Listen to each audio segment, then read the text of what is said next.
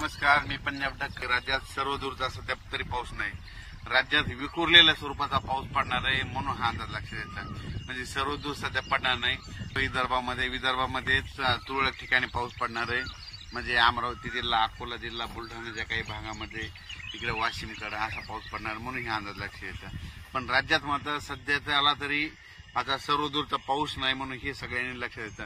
आणि राज्यात मग तुम्हाला एक सांगू इच्छितो, राज्यात परिस्थिती बघितली तर राज्यामध्ये मात्र विखुरलेल्या स्वरूपाचा पाऊस पडणार आहे.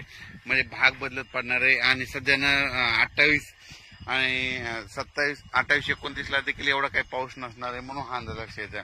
आणि त्याच्यानंतर 29 आणि 30 जूनच्या दरम्यान राज्यामध्ये म्हणजे सांगायचं झालं तर सोलापूर जिल्हा, लातूर जिल्हा, धाराशिव, बीड या भागामध्ये, तिकडल्या भागामध्ये 29-30 तारखेला 29-30 जूनला पाऊस पडणार आहे म्हणून हा अंदाज लक्षात येतो. ते पण विखुरलेल्या स्वरूपात राहणार आहे, भाग बदलत राहणार आहे म्हणून हा अंदाज लक्षात येतो. सर्वदूर काही पडणार नाही म्हणून हे लक्षात येतं.